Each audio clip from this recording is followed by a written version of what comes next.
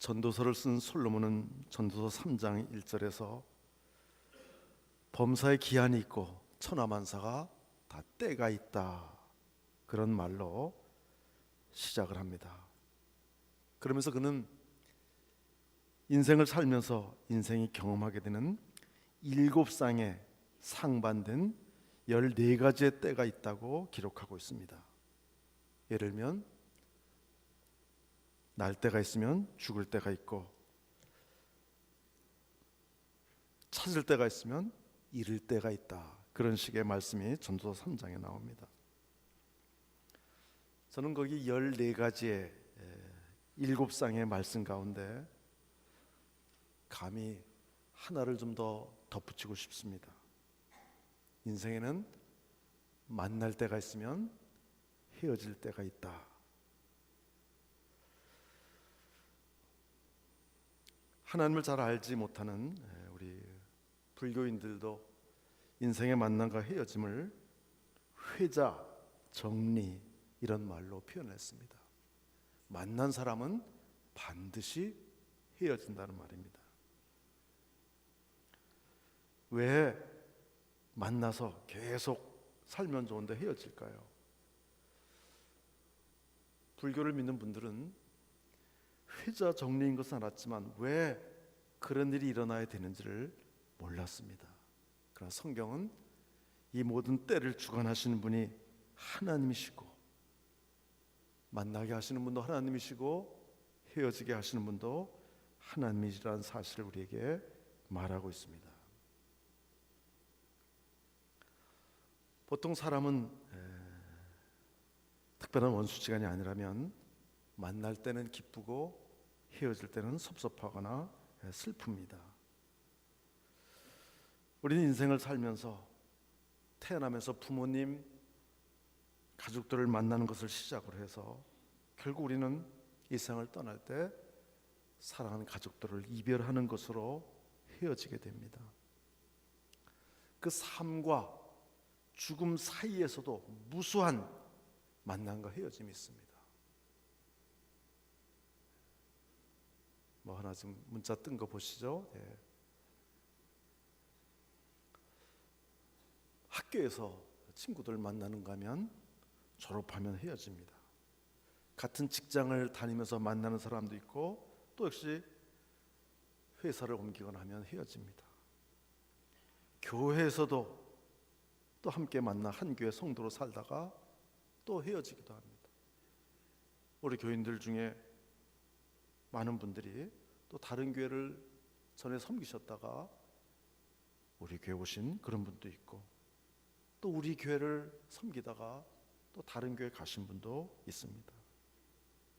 이런 모든 것이 하나님의 섭리 가운데, 하나님의 뜻 가운데 이루어진다는 사실입니다. 문제는 그 만나고 헤어질 때 정말 만나면 만나게 하신 하나님의 은혜를 인해서 기뻐하고, 헤어질 때는 기뻐할 수만은 없지만 그러나 또 섭섭한 중에도 그게 하나님의 은혜라는 사실을 우리는 기억해야 될 것입니다. 불행한 것은 만날 때 만나기 싫은, 헤어질 때 아이고 참 그 사람 안 보니까 살 것 같다, 이런 소리를 듣는 우리가 돼서는 안 되겠다는 사실입니다.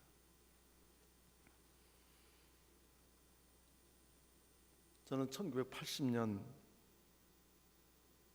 처음 초등학교 교사가 되는 것으로 사회 생활을 출발을 했습니다.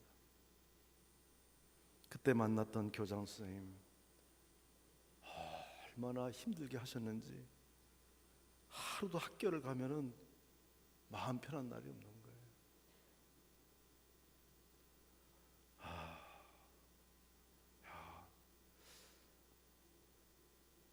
늘 긴장해야 되고, 늘 긴장해야 되고. 근데 그 교장 선생님이 저랑 3년 근무하다가 다른 학교로 가셨어요. 저뿐만 아니라 우리 학교 선생님들이 얼마나 좋아하시는지.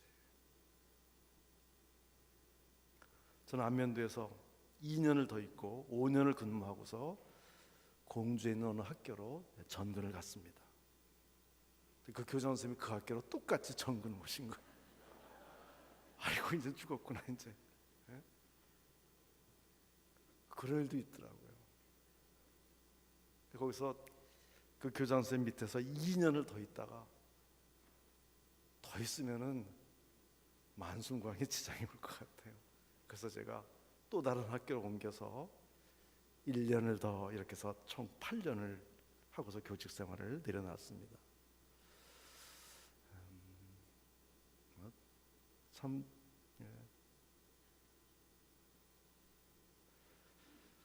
지금 같으면 지금 제가 제 정도 쯤 나이 되면은 뭐 그 교장 선생님은 충분히 이해하고 무슨 악의가 있었던 게 아니라 워낙 소심하신 분이라서 그리고 뭐 학교 잘 운영해 보려고 한 것이지 전혀 뭐 성품이 악하거나 그런 분이 아니셨지만 어쨌든 힘들었던 그런 일이 있습니다.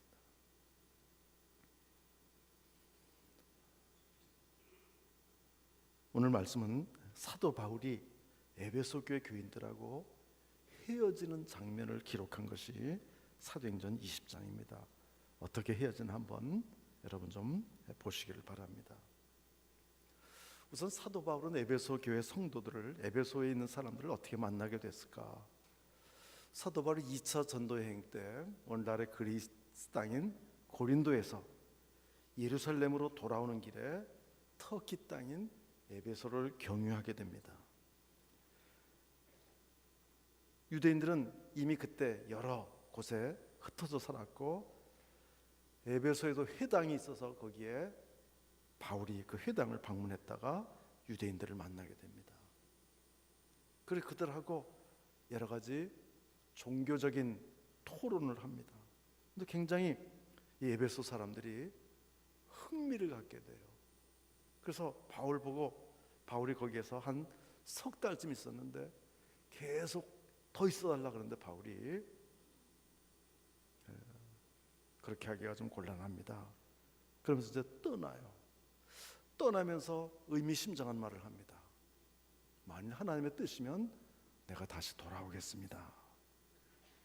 그러고 떠났는데 정말 하나님께서는 바울을 다시 3차 전도 여행 때 에베소에 또 한번 가게 하시고 이번에는 거기에서 3년간을 머물면서 목회를 하게 하십니다.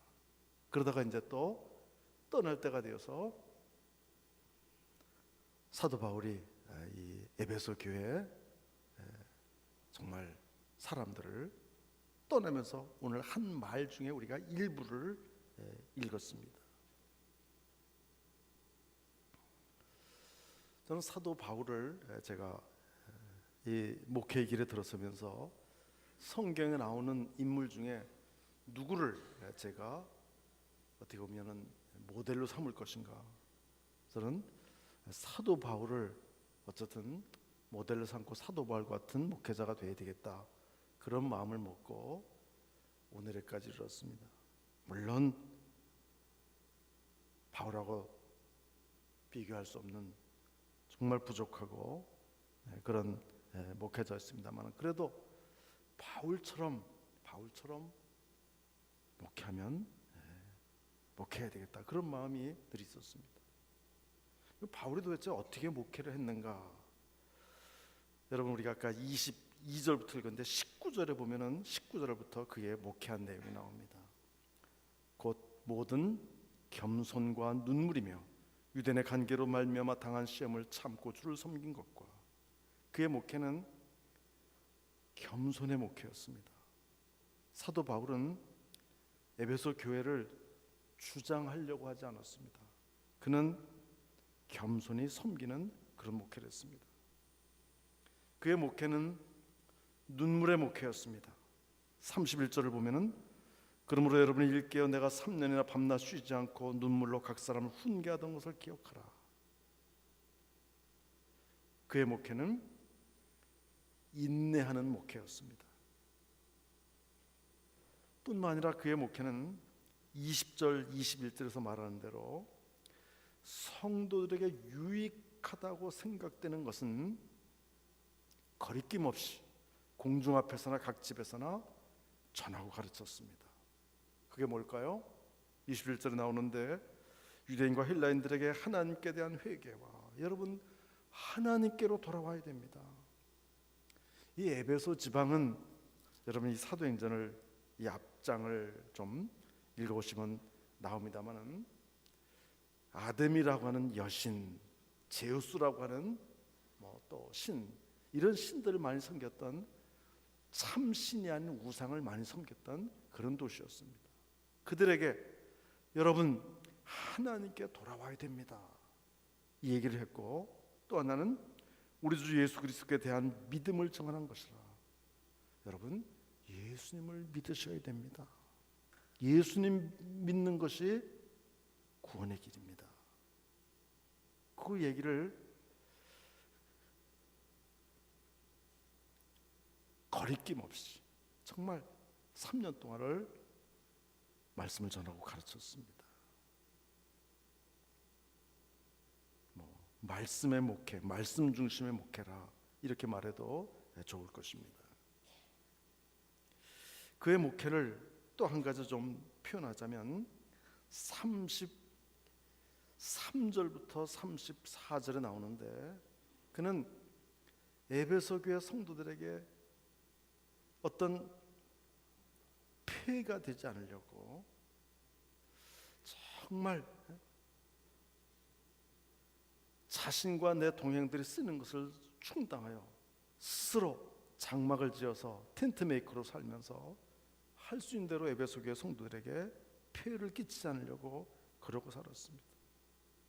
그는 결코 에베소 교회 성도들의 은이나 금이나 의복을 탐하지 아니했습니다. 그는 참 혹이라도 그런 일로 인해서 복음이 전파되는 것이 회방을 받지 않게 하기 위해서 그는 당연히 요구해서 받을 수 있는 그런 것까지도 다 하지 않으면서 자비량 목회를 했던 사람입니다. 물론 저는 그렇게 하지는 못했습니다만. 그리고 또 하나, 이제 마지막 하나, 사도 바울의 목회를 또 하나 보여주는 중요한 것은 그는 성령에 민감한 그런 목회를 했습니다. 그는 다메섹 도상에서 예수님을 만나서 회개한 다음에 그는 유명한 사도들이 있는 예루살렘으로 가지 않았습니다. 여러분 보통은 생각하면은 회개하고 그 분야에서 일을 하려면은 당연히 예루살렘으로 가서 12사도들의 눈도장을 찍고 거기에서 무슨 일을 해야 됐을 텐데 사도 바울은 거기로 가지 않고 아라비아 사막으로 가서 조용히 하나님과 독대하면서 시간을 보내다가 마침 하나님께서 안디옥에 부흥을 일으키시고 바나바를 통해서 안디옥에 오게 하십니다. 그리고 안디옥에서 1년간 말씀을 가르치면서 안디옥 교회 교인들이 최초로 그리스도인이라고 일컬음을 받게 되죠. 그는 정말 안디옥 교회에서 질적인 양적인 그런 하나님의 부흥케 하시는 은혜를 경험했음에도 불구하고 사도행전 13장에 보면은 어느 날 기도하는데 성령께서 내가 시키는 일을 이루하여 이 사람들을 따로 세우라 그럴 때 그는 바나바와 함께 안디옥 교회를 떠나서 선교사로 나갑니다. 16장으로 가면은 바울은 선교할 때 아시아 지역, 그 아시아는 지금 터키를 말하는데 하여튼 아시아 쪽에서 복음을 먼저 전하려고 그렇게 했습니다. 근데 성령께서 그 길을 막으시고 유럽 쪽으로 건너가도록 그렇게 하셨습니다. 마게도냐 사람의 환상을 보여주시면서 유럽 쪽으로 건너가자 그럴 때 바울은 무슨 소리입니까 하나님, 아시아를 먼저 해야죠. 그렇게 하지 않고 그 성령에 민감해서 그는 유럽으로 건너갔던 것입니다. 여러분, 사도 바울이 왜 에베소 교회를 떠나게 됐을까요? 그는 자기가 떠나게 된 이유를 22절에서 이렇게 말합니다. 보라, 이제 나는 성령에 매여 예루살렘으로 가는데, 성령에 매여란 말은 성령의 명령을 따라 이렇게 풀어서 여러분이 이해하시면 될 것입니다. 즉 성령께서 바울 자신에게 명령을 하셨다는 거예요. 왜 그랬을까요? 드디어 에베소 같은 변방에서 성과를 거두니까 중앙에서 부르는구나. 보통 그러잖아요. 세상에 그런 거 있잖아요. 어디 지방에 가서 뭔가 좀 잘 되면 중앙 무대로 진출하잖아요. 그래서 사도 바울이 예루살렘을 갔는가? 그렇지 않습니다. 거기서 무슨 일을 당하는지 그는 정말 어떤 일을 당할 것을 알면서도 예루살렘으로 갑니다. 어떻게 알겠냐면 23절에 보면 성령이 그것을 알려주셨어요. 오직 성령이 각성해서 내게 증언하여 결박과 환난이 나를 기다린다 하시나.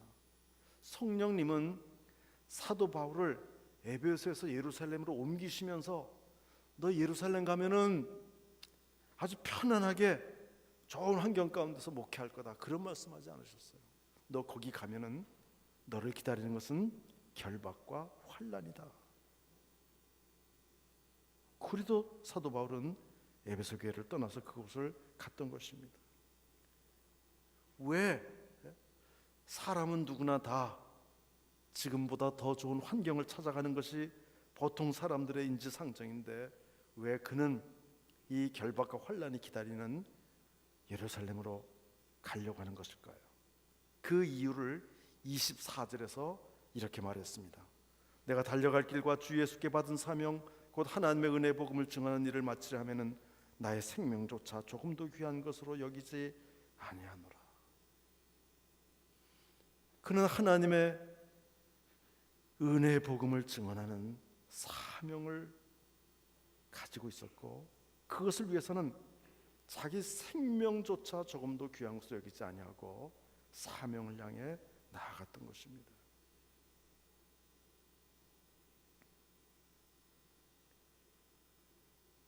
이렇게 해서 이제 떠나게 됐어요. 여러분, 그 떠날 때 바울의 마음이 어땠는지는 여러분 그 뒤에 25절부터 쭉 읽어보시면은 그 바울이 에베소 교회를 떠나면서 그 마음을 알 수가 있어요. 그건 이 시간 다 그냥 넘어가겠습니다.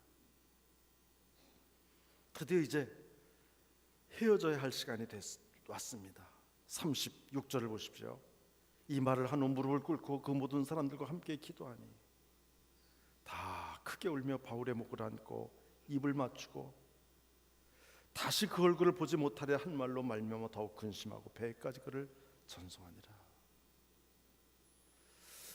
사도행전을 기록한 누가가 이 바울과 에베소 교회 성도들이 헤어지는 장면을 마치 영화를 찍듯이 이 석절 안에 표현을 해놨어요. 여러분, 우리가 어떤 사람과 헤어질 때 정말 이렇게 헤어질 수 있다면 그 사람은 복받은 사람이고 성공한 사람이라고 생각을 합니다. 또 먼저 섬기던 교회에 어떤 집사님이 한 분 계셨어요. 정말 성경 공부도 열심히 하고 천국에 대한 확신도 가지고 있었고 혼자 되신 집사님이신데 여집사님이신데 천국에 대한 확신이 생겼는데 걱정이 하나 생긴 거예요. 뭔 걱정이 생기지 아십니까? 천국 가서 남편 만날까 봐. 이 남편이 우리 한국 남자들이 많이 그런 사람도 옛날에 많았잖아요. 조항지철을 버리고 나가서 뭘 피웠어요. 그리고 애를 낳았어요. 그리고 애를 데리고 다시 집으로 돌아왔어요.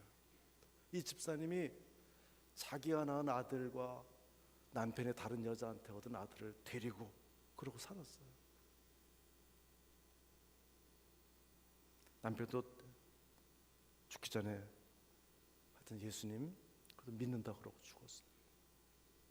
남편이 아내한테 죽을 때까지 미안하단 말을 한마디 안 하고 죽었어요. 천국 가는 건 좋은데 그 남편 거기서 만나기가 싫다고 그렇게 얘기를 했어요. 농담이 아니라 진짜 진심으로 그렇게 얘기를 했어요. 불행한 거죠, 여러분. 불행한 거죠.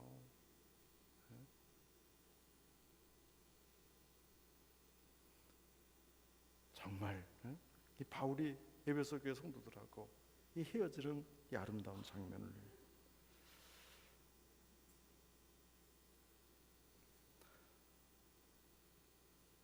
바울을 제가 이렇게 참 닮은 목사가 돼야 되겠다고 그렇게 했지만 이제 저도 떠날 시점이 되니까 너무나 참 부족한 목사였다는 것을 고백하지 않을 수가 없고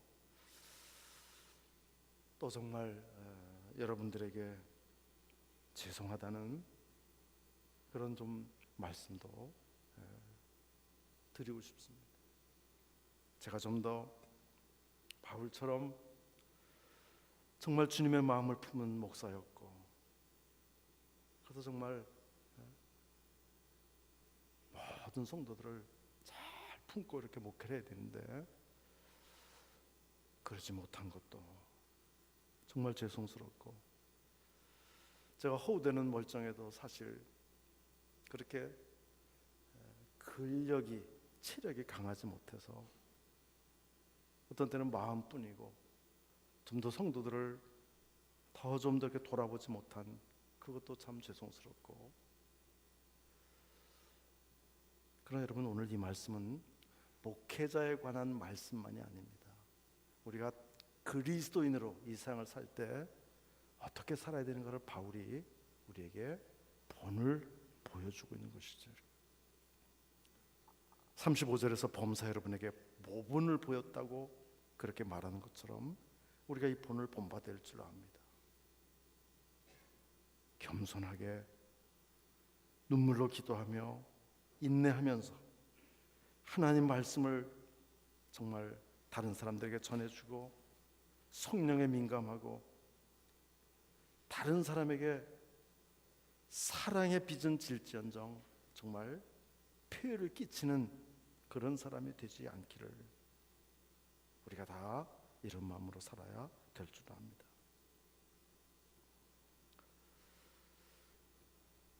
제가 우리 강변교회 성도들과 처음 만났던 날이 지금도 기억이 납니다. 제가 1994년 12월 29일 청담동 한양아파트 2동 411호에 이사를 오게 됐습니다.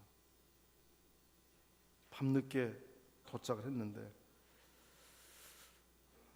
사실 담임 목사도 아닌 부목사 하나 이사 오는 거 그게 뭐라고 정말 우리 장로님과 권사님들이 저들 기다리면서 맞아주셨던 그 순간을 잊을 수가 없습니다. 저희가 이사하면 바로 밥 못 먹을 줄 알고 밥도 해다 주시고 국도 끓여다 주시고 그렇게 제가 94년 12월 29일 날 처음 몇 분의 강변 가족을 만났고 아마 제가 이사한 날이 목요일이었던 것 같고 제가 주일이 95년 첫 주일이 되어서 교회 처음 가서 이제 부임 인사를 했습니다. 인사하고 나자마자 우리 지금 성가대에 계시죠. 우리 김선희 집사님, 우리 박가도 어른께서 돌아가셔서 제가 아마 강변교회 와가지고 제일 첫 번째 한 사역이 우리 삼성병원 영안실에 가서 아마 예배를 드렸던 게 제일 첫 사역이었던 것 같아요. 자, 삼성병원이 어디 있는지도 모르고, 그런데 그때 우리 김민자 권사님 차를 태워주셔서 병원에 갔던 기억이 납니다. 그렇게 해서 부목사로 교회 행정과 설교와 신방과 성경 공부 일을 하다가 저는 4년 8개월 만에 강변교회를 떠났습니다. 제가 떠날 때도 정말 많은 분들이 떠나는 저를 전송해주고 축복해주었습니다.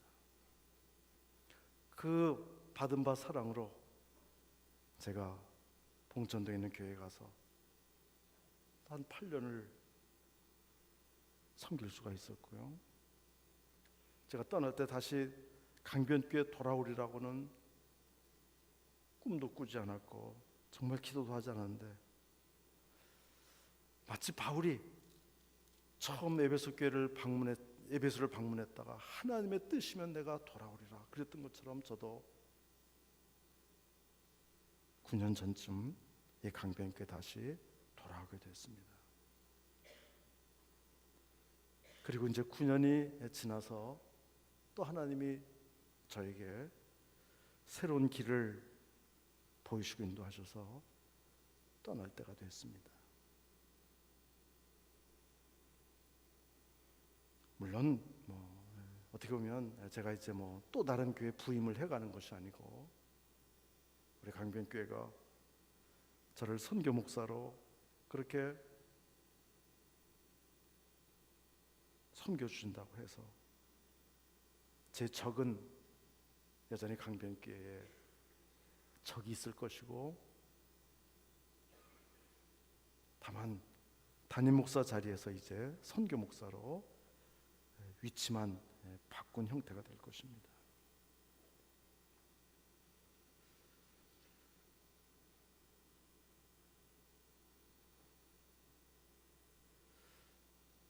그러나 여러분, 이 당시에 에베소 교회와 사도 바울 관계는, 그때는 떠나면은 다시 얼굴을 보지 못하는 진짜 이 땅에서의 이별이 되었던 것이죠. 그러나 여러분, 오늘날은 사실 얼마나 많이 이 교통이나 통신의 수단이 발달했는지 이때하고는 비교가 안 되죠. 제가 아마 담임 목사직을 내려놔도 하여튼 선교 목사로 와서 제가 어떻게 선교를 하고 있는지 여러분에게 보고하는 시간이 1년이나 2년에 한 번씩이라도 있으리라고 생각을 합니다. 떠나는 것은 어쨌든 아쉽지만, 그러나 여러분, 하나님은 떠나는 것을 통해서 일을 하십니다. 우리 주님이 영광스러운 천국을 떠나셨기 때문에 저 여러분이 구원을 받게 됐고, 언더우드와 아펜셀러가 자신의 나라 미국, 자신의 가족을 떠났기 때문에 이 땅이 복음을 듣게 됐습니다. 제너럴 셔먼호를 타고 대동강을 들어왔던 영국 선교사 토마스, 그가 그 땅을 떠났기 때문에 어쨌든 평양에 또한 복음이 전해지게 됐습니다. 제가 떠나는 것이 단순한 그냥 정들었던 사람 사이의 이별이 아니라 하나님의 일을 위한 하나님이 하시는 일이라는 것을 여러분 그렇게 이해해 주시길 바랍니다. 제가 얼마나 선교 결과를 저를 통해 하나님이 일하실지 모르지만, 제가 떠나서 가려고 하는 나라가, 제가 강변교회를 몸으로 떠나기 때문에 그곳에서 복음을 듣고 구원받을 사람들이 생기게 될 것입니다. 그러니까 참 감사한 거죠. 여러분, 그런데 이제 결론입니다. 이 세상에서 우리는 이별하는 것이 끝인 줄 아는데 끝이 아닙니다. 우리는 다 천국에서 만나게 되는 것이죠. 에베소 교회 성도들과 사도 바울도 천국에서 다시 만났을 것입니다. 앞서간 여러분의 가족들, 앞서간 우리 강변교회 성도들, 만약 이 땅에서 이별이 그것으로 끝이라면 얼마나 애석하겠어요. 천국에서 다시 만날 소망이 있는 것입니다. 그래서 불교는 회자정리, 만난 자는 반드시 떠난다는 것으로 그 여운이 참 허무하고 어떻게 보면 슬프지만, 기독교는 만나고 헤어졌는데 결국에서는 천국에서 다시 만나는 그 소망이 있고 그 기대가 있는 것입니다. 물론 저는 다음 주도 여러분에게 설교할 것이고 송구영신 예배도 또 설교할 거고 또 내년 1월에도 공동회를 하게 되면 저는 또 설교를 하게 될 것입니다. 몇 번 여러분과 더 만날 수 있는 기간이 있을 것이고, 그리고 그 후에는 또 천국에서 마지막엔 또 만나게 될 것입니다.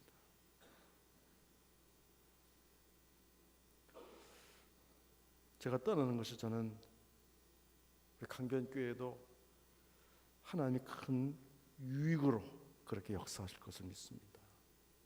하나님께서 또 귀한 목사님을 보내주셔서 저보다도 더 여기 나온 대로 겸손과 눈물과 말씀과 성령의 은혜로 이 교회를 섬기게 되실 것입니다. 그래서 강변교회가 더 발전하고 또 부흥되며 하나님의 뜻을 이루는 교회가 될 것입니다. 여러분, 목사가 떠나면은 그 떠난 목사에게 마음을 내주셨던 성도들 중에는 나는 이제 다른 목사하면 절대 정 안 줄 거야, 그러신 분들이 있어요. 그러시면 안 됩니다, 여러분. 다시 또 하나님이 어떤 종을 세우시면 여러분 마음을 여시고 또 그 목사님을 통해 주어지는 말씀의 은혜를 여러분이 받으셔야 됩니다. 그게 하나님의 뜻인 것입니다. 그래서 여러분들이 정말 하나님 은혜 가운데 사도 바울이 에베소 교회를 떠날 때 주와 및 그 은혜의 말씀께 부탁을 하고 떠납니다. 32절 우리 강변교회가 주님과 및 그 은혜의 말씀으로 말미암아 더욱 풍성하고 충만한 그런 교회가 되기를 저는 그렇게 믿고 있고 또 그렇게 기도하겠습니다. 하나님 아버지, 감사합니다. 부족한 종 감히 사도 바울에 비견할 수 없지만 하나님, 바울이 누렸던 그 은혜를 강변교회에 2번씩 하나님 섬길 수 있는 강변 가족으로 살 수 있는 기회를 주신 것을 감사합니다. 이제 하나님의 성령의 인도하심을 따라 하나님 또 다른 선교지를 향해서 가려고 합니다. 하나님, 주께서 이 강변교회를 붙들어 주시고 더욱 말씀과 성령이 충만한 교회로 세워주실 것을 믿습니다. 부족한 종이 가는 발걸음을 통해서 하나님, 그 선교지의 영혼들이 단 한 사람이라도 주님을 믿고 구원 얻는 그런 역사가 있게 하여 주시옵소서. 우리 강변교회에 하나님 예비하신 하나님의 종을 하나님 속히 보내주셔서 우리 강변교회가 계속 정말 공백 없이 주님 은혜 가운데 계속 전진해 나가도록 도와주시옵소서. 예수님의 이름으로 기도하옵나이다. 아멘.